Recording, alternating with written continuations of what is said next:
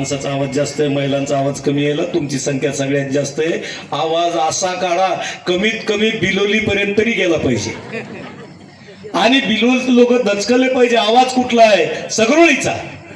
दगडाचा देव त्याला वडराच बेल, त्याला वडराच बेल, चिखला मातीचा देव त्याला पाण्याच भेल, मातीचा देव त्याला पाण्याचा बेल, लाकडाचा देव त्याला अग्नीच भेल, लाकडाचा क्या बात देव आहे. त्याला अग्नीचा बेल, सोन्या चांदीचा देव त्याला चोरीच भेल, चांदीचा देव त्याला सोन्याचा बेल, सोन्या चांदीचा देव त्याला चोरीच भेल. वा. नोटाचा देव त्याला मोदीच भेल,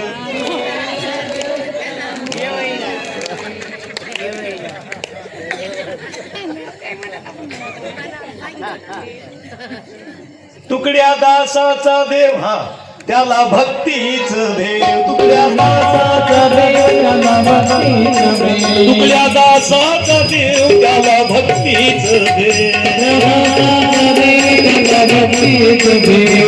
आशानी हो देवाशानी, हा देवाशानी भेटायचा नाही रे देव.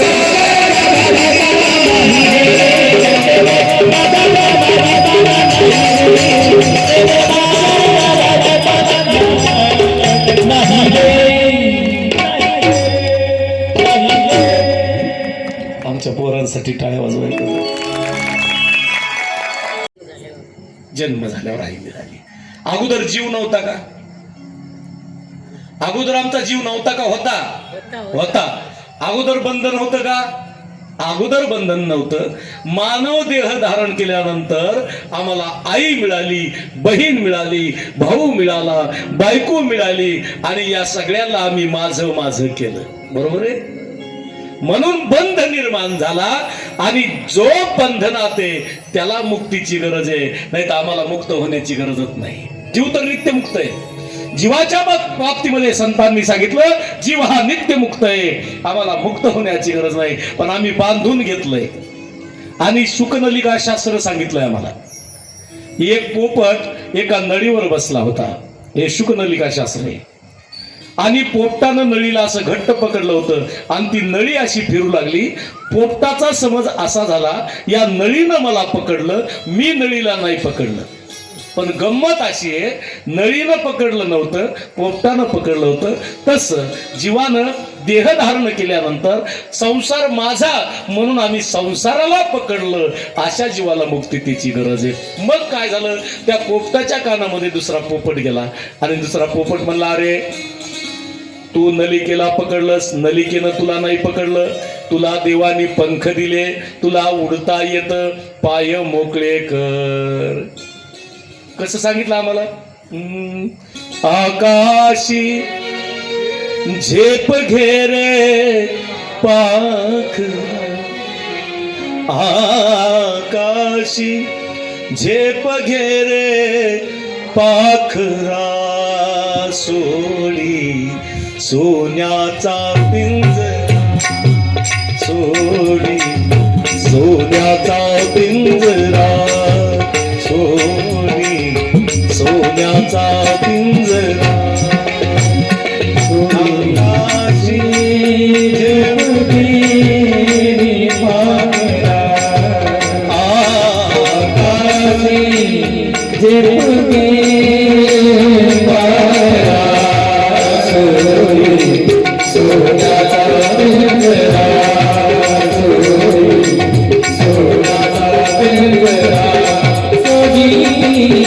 सोन्याचा पिंजरा, कसले ही तरकारा, विष समान मोती तारा, मोहाचे बंधन बारा, तुझ आडवितो कैसा उंबरा, सोडी सोन्याचा पिंजरा, सोडी सोन्याचा पिंजरा, सोडी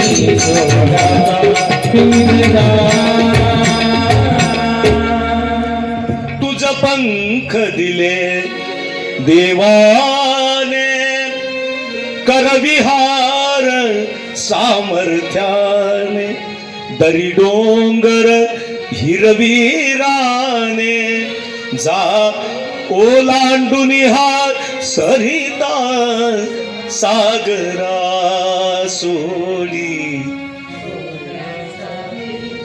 सोडी. किती छान सांगितलंय बघा. घर कसले ही तर कारा, विष समान मोती चारा. मला खरं सांगा, आम्ही ज्या घरात राहतो त्या घरात कोण चांगलं म्हणलं आम्हाला?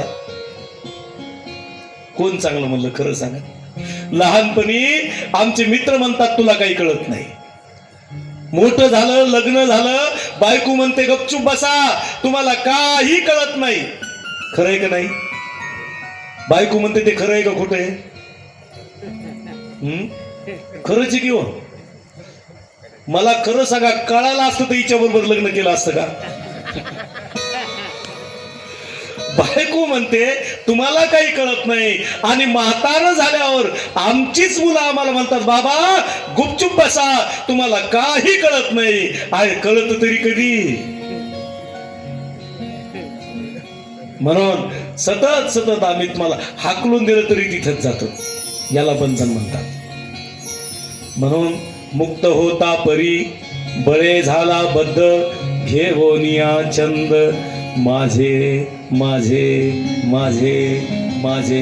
अशा जीवाला मुक्तीची गरज आहे ज्यांनी स्वतःला बांधून घेतलंय. नाहीतर जीवाच्या बाबतीत आम्हाला संकोचोनी कारे, झालासी लहान, घेई आपोषण ब्रह्मांडाचे. आम्हाला ब्रह्मांडाचं आपोषण घेता येतं. मानव देह धारण करूनच या ठिकाणी स्वामी विवेकानंद झाले. मानव देह धारण केला, स्वातंत्र्यवीर सावरकर झाले. मानव जन्म मिळाला, छत्रपती शिवाजी महाराज झाले. मानव जन्म मिळाला, डॉक्टर बाबासाहेब आंबेडकर झाले. हे सगळे माणसातूनच झाले. लक्षात ठेवा. आम्हाला होता येतं, पण आम्ही स्वतःला लहान करून घेतलं. आलं लक्षात? यातूनच तुकाराम महाराज म्हणून स्वामी सगळे संत याच्यातूनच निर्माण झाले, मानव देहातून. आम्ही स्वतःला लहान समजलं. आम्हाला वाटतं मला जमल का, मला येईल का. अरे करणं त्याच्याशिवाय कसं कळल? चुका कुणाच्या हातून होतात? चुका कुणाच्या हातून होतात? जे काम करतं त्याच्या हातून. जे कामच करीत नाही त्याच्या हातून चूक होईल का? होणार. म्हणून लक्षात ठेवा, आम्हाला मुक्तीचा जीवनामध्ये अनुभव जर पाहिजे असेल, या परमार्थाच्या पायऱ्या भागवतात सांगितल्यात. आणि या सगळ्या कथा आहेत, भावाच्या कथा आहेत, भक्तीच्या कथा आहेत आणि मुक्तीच्या कथा, या सगळ्यांचं मिळून भागवत तयार होतं. आणि मग शौनकांनी प्रश्न विचारला, इतकं जर भागवत चांगलं असेल तर हे भागवत कसं निर्माण झालं, याची कथा मला सांगा. आणि सांगायला सुरुवात केली. 4 वेद, 6 शास्त्र आणि 18 पुराण आहेत. किती वेद आहेत? 4 वेद, 6 शास्त्र, 18 पुराण. कोणते कोणते 4 वेद? ऋग्वेद, यजुर्वेद, अथर्ववेद आणि सामवेद, हे 4 वेद आहेत. 6 शास्त्र कोणते? बघा, पूर्व मीमांसा, उत्तर मीमांसा, सांख्य, योग, न्याय आणि वैशाखिक, हे 6 शास्त्र आहेत. 18 पुराण कोणते आहेत? मध्वयम भद्वयम चैव व्रत्रयम व चतुष्टकम नालिम पाग्नि पुराणानी कुस्कंगारुडमेवच, हे 18 पुराण आहे. कळाले की नाही? हो म्हणा, नाही तर नाही म्हणा. नाव पाठ झाले ना? नाही, सांगतो तुम्हाला, लक्ष देऊन एकदा श्लोक माझ्या पाठीमागे म्हणा सगळेजण, महिला पुरुष सगळ्यांनी श्लोक म्हणा. मध्वयम भद्वयम चैव व्रत्रयम व चतुष्टकम नालिम पाग्नि पुराणानी कुस्कन गारुडमेवच, हे 18 पुराण आहेत. आता झाले ना पाठ? काय सांगा याला? चला नाव सांगतो म्हणजे पाठ होईल. माणसाला सगळं माहित पाहिजे. बघा, माझ्यासमोर ग्रंथ नाही, काही नाही, हे सगळं डोक्यात फिट झालंय की नाही?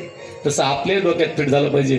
माझं भागवत ऐकल्यावर तुमच्या कोणत्याच स्वैरानं जर विचारलं तुम्हाला, तुम्ही आष्टीकर महाराजाचं भागवत ऐकलं, तुम्हाला 18 पुराण माहित आहेत का, तर तुम्हाला माहीतच पाहिजे. आणि तुमचे 18 पुराण पाठ झाल्याशिवाय मी सगळीच्या बाहेरच जाणार नाही. मग किती दिवस लागू पाटील? बर का नागोराव, 15 दिवस जरी चाललं तरी हरकत नाही, पोरं कुठं जात नाहीत.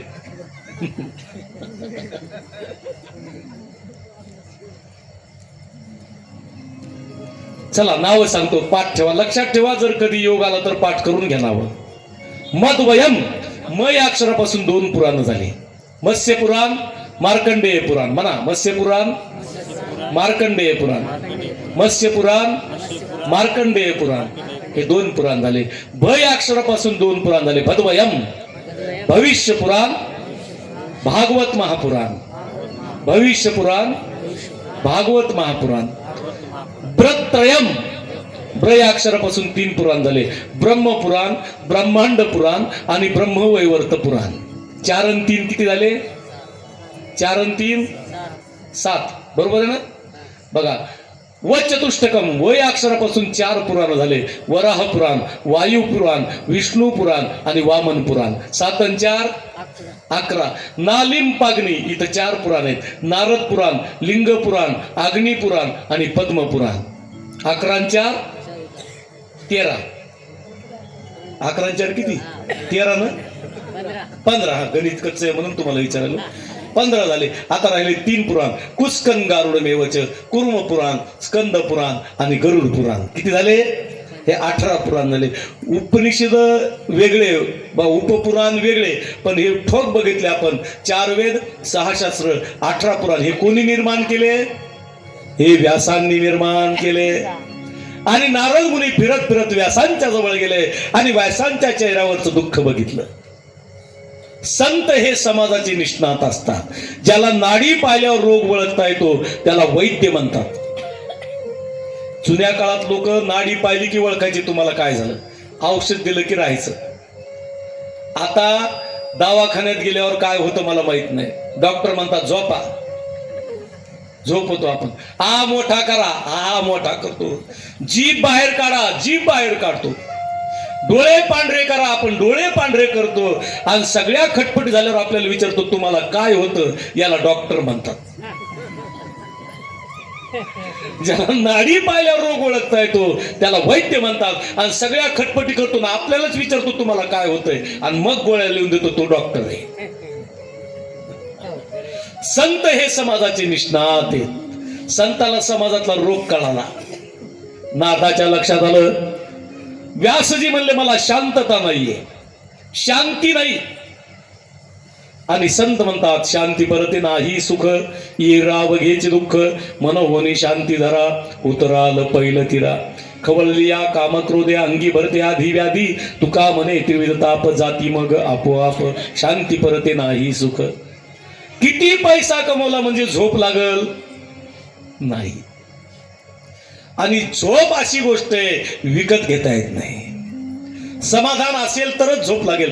ज्याला पडल्या पडल्या झोप लागते समजायचं जगातला सगळ्यात सुखी माणूस आहे.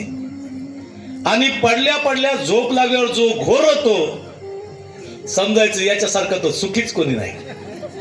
काही काही माणसं काय घोरत येत, बापरे बापरे बापरे, सांगूच नाही. माझ्याबरोबर कधी कधी 4-5 पोरं असतात ना, एकाचं झालं की दुसरं, दुसऱ्याचं झालं की तिसरं, तिसऱ्या पहाट उजळूस तर घोरत येत. तुम्ही नाही हो, तुम्ही अपडाऊन करायला नाही तर तुमचा अनुभव आला असता. हे पोरं चांगले आहेत बरं. म्हातारा आहे ना माझ्यासोबत एक, रामकृष्ण हरी. म्हणून शांती नाही. मग नारदांनी पाहिलं आणि नारदांनी व्यासांना सांगितलं, व्यासजी केवढी प्रॉपर्टी तुम्ही कमवली, 4 वेद, 6 शास्त्र, 18 पुराण, तरी तुम्हाला शांती नाही. हो ना, म्हणले मला शांती नाही. मग नारदानं स्वतःच्या 3 जन्माची कथा सांगितली भागवतात. भागवत याच्यासाठीच ऐकायचं. मी तुम्हाला लिंकनं भागवत सांगतो सगळं, असं कळालं पाहिजे तुम्हाला लगेच. सोप्या पद्धतीनं 3 जन्माची कथा सांगितली नारदजीनं. नारदजी म्हणतात, व्यासजी मी एकदम संत झालो नाही, मला संत होण्यासाठी 3 जन्म घ्यावे लागले. आणि स्वतःच्या 3 जन्माची कथा सांगितली. पहिल्या जन्मी मी गंधर्व होतो, देवलोकामध्ये सेवा करायचो. संताची सेवा करायचो आणि असं करता करता माझ्या हाताने एके दिवशी संताचा अपमान झाला. म्हणून एक गोष्ट लक्षात ठेवा, संताचा सन्मान करा. सन्मान करता येत नाही तर चालेल, पण अपमान तरी कुणाचा करू नका. आदर करावा, सत्कार करावा, नाही करता आला तरी चालेल, पण अनादर कुणाचा करू नका. माझ्या हाताने अपराध झाला आणि दुसऱ्या जन्मामध्ये मी दासीपुत्र झालो. नारद स्वतःच्या 3 जन्माची कथा सांगतात. दासीपुत्र झाल्यानंतर माझी आई आणि मी आम्ही दोघच घरी होतो. मी 5 वर्षाचा झालो आणि 5 वर्षाचा झाल्यानंतर आमच्या गावामध्ये संत मंडळी आली. गावात संत येणं भाग्याचं लक्षण आहे. आमच्या दारावर अतिथी येणं भाग्याचं लक्षण आहे. आमच्या घरी नेहमी साधू संत येणं भाग्याचं लक्षण आहे. अजून पुढे सांगतो तुम्हाला, आमच्या घरी पाहुणे येणं भाग्याचं लक्षण आहे. का? ज्याचा व्यवहार चांगला आहे त्याच्याच घरी पाहुणे येतात, नाही तर कुणाच्या घरी येत नाही. गावात जर 3 बहिणी असल्या तर सगळ्यात जास्त पाहुणे ज्या बहिणीकडे जातात समजायचं तिचा स्वभाव चांगला आहे. आमच्या घरी जर नेहमी पाहुणे आले तर समजायचं आपलं सगळ्यावर प्रेम आहे. आणि प्रेमापोटी माणसं घरी येतात आपल्या. तुम्ही म्हणता तुला काय लागतंय, पाहुणे आल्यावर काय करावं लागतं आम्हाला माहिती आहे. असू द्या, चटणी भाकर का होईना एखाद्याच्या झोपडीमध्ये गोड लागते. लक्षात ठेवा, काय दिलं हे महत्वाचं नाही, कोणत्या भावनेनं दिलं हे महत्वाचं असतं, हे लक्षात ठेवा. म्हणून नारद म्हणतात, आमच्या गावामध्ये संत मंडळी आली, भाग्याचा उदय, भाग्याचा उदय,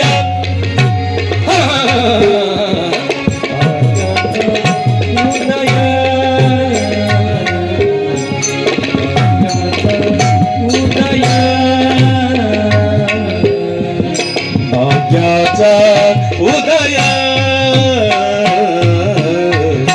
भाग्याचा उदय,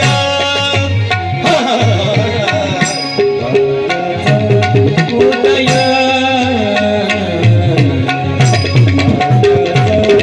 उदय, देही जोडी संत पाय, देही जोडी, देही जोडी संत, देही जोडी संत पाय, देही जोडी संत पाय, देही जोडी, देही जोडी संत पाय, देही जोडी संत पाय, देही जोडी संत पाय, देही जोडी संत पाय, संत पाय, भाग्याचा उदय, भाग्याचा उदय, भाग्याचा उदय, उदय,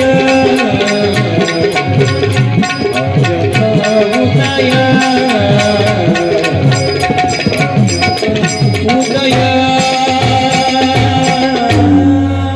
उजळले भाग्याता अवघी चिंता वारली, संत दर्शनी हा लाभ पद्मनाभ जोडीला. नारद म्हणतात, दुसऱ्या जन्मामध्ये संत